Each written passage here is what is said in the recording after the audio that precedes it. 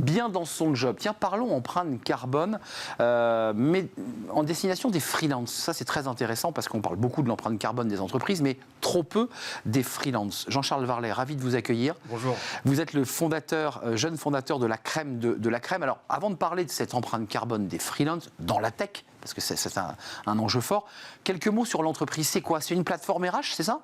Alors, Crème de la Crème, c'est la première communauté sélective de freelance. Nous, on rassemble une communauté de plus de 20 000 experts, tous spécialistes du numérique, du digital, et on leur permet d'accéder à des superbes missions au sein des grands groupes. On est spécialisé sur les besoins freelance des grandes entreprises en France. Vous permettez l'offre et la demande, la rencontre entre l'offre et la demande dans les domaines tech. On est d'accord, c'est votre secteur. Tout à fait. La tech, c'est un très grand marché en explosion, et nous, en effet, comme vous le dites, on fait le matching entre les besoins de ces grands groupes et les experts du numérique qui sont en freelance désormais. Alors, ce qui est très intéressant, d'abord, le freelancing se développe, beaucoup dans la tech, mais pas seulement, dans la communication, dans le marketing. C'est une grande tendance dans la génération Z. Et vous lancez en exclusivité votre outil de mesure d'empreinte carbone des freelances.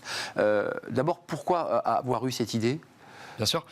Oui, c'est la nouveauté en ce début d'année 2023. La loi contraint désormais les grandes entreprises, celles de plus de 500 salariés, à suivre le bilan carbone de leur entreprise, et désormais celle du scope 3 qui représente les émissions indirectes, notamment les services, les sous-traitants, les freelances. Et donc notre plateforme permet désormais aux grandes entreprises de mesurer et piloter l'empreinte carbone des freelances, notamment celle liée au déplacement professionnel. Alors ça, c'est très intéressant parce qu'on peut imaginer que c'était un gadget, mais vous nous dites non, c'est pas un gadget. Les entreprises, la pression de l'ESG sur les grandes entreprises et de la RSE va les obliger. C'est quand la date butoir? À quel moment ils doivent se mettre en règle? C'était au 1er janvier 2023. On est d'accord. Donc on est en plein dedans, on est très content d'avoir sorti cette fonctionnalité qui répond au cahier des charges des directions achats et des politiques ESG des grandes entreprises. Donc grâce à notre partenariat avec l'ADEME, nous permettons aux grandes entreprises de piloter cette empreinte carbone et de déclarer l'empreinte carbone en fin d'année grâce à notre plateforme. Donc c'est un outil utile pour les grandes entreprises qui s'appuient sur les freelances.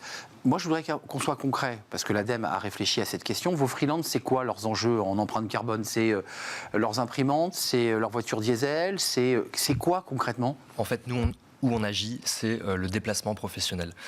En France, un individu moyen, son coût carbone lié au déplacement professionnel, c'est aux alentours de 3 tonnes annuelles. Nous, c'est là-dessus qu'on va agir. Pour un citoyen? Pour un individu moyen en France. Nous, on va agir là-dessus en sensibilisant les freelances et les clients aux enjeux des émissions de gaz à effet de serre, et on va notamment les encourager à utiliser les mobilités douces, mais surtout le recours au télétravail. Et c'est là où on a un énorme levier en France et partout, c'est d'inciter les grandes entreprises à favoriser le télétravail lors des missions freelance. Et là-dessus, on a un vrai levier. Alors, vous avez un levier, vous faites le calcul, vous le calculez, et ensuite, à l'année, j'imagine au bout d'une année, c'est consolidé.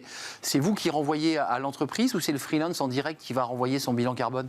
Vision mensuelle, c'est-à-dire que chaque mois, le client est en capacité de suivre les émissions de gaz à effet de serre de chacun des freelances en mission pour son entreprise et d'avoir, vous avez raison, une vue consolidée au mois, au trimestre et à l'année, le tout sur notre plateforme.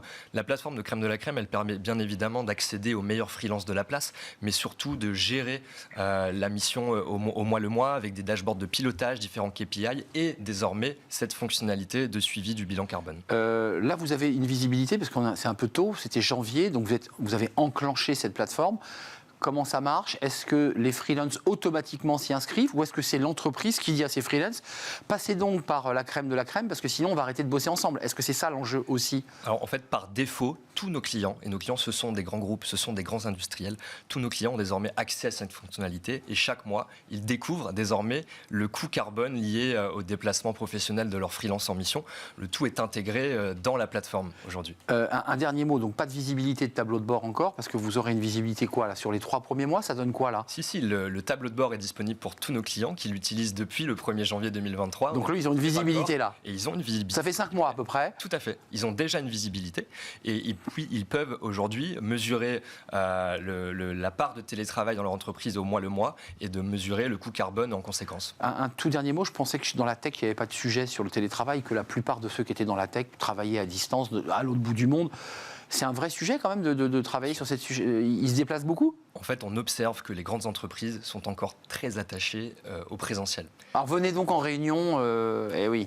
Et donc là-dessus, on a un levier. C'est ce que je disais, c'est que le fait de sensibiliser au coût carbone permet de dire le télétravail est un levier. On fait confiance à nos freelances, la mission se passe bien, on va le faire en distanciel, et donc tout ça est cohérent et va dans le même sens. Donc en fait, vous soulevez aussi un problème de management et de gestion des freelances, des externalités d'une entreprise. Hein. Elle a quand même envie de les avoir près d'eux, quoi. Exactement, on fait avancer les choses petit à petit en évangélisant la bonne parole, le recours au télétravail. On essaie de faire à notre niveau avancer les mentalités sur la question. Merci Jean-Charles Varlet d'être venu nous rendre visite, fondateur de la crème. Vous l'aurez compris, c'est une plateforme avec les meilleurs, enfin ce sont vos mots, les meilleurs de la tech pour permettre aux entreprises de trouver des perles. Et puis cette mesure d'empreinte carbone des freelances, c'est une obligation, il faut le savoir. Vous n'avez pas le choix, il faut donc évidemment être vertueux. Merci de nous avoir rendu visite. Merci à vous. On tourne une page, on fait de la philo. Le mot confiance, bah oui, c'est un mot que tous les entrepreneurs utilisent dans leur relation avec leurs clients, dans leur relation avec leurs prestataires. Qu'est-ce que ça veut dire que ce mot confiance ? Eh bien justement, c'est Smart Philo, on vous explique tout.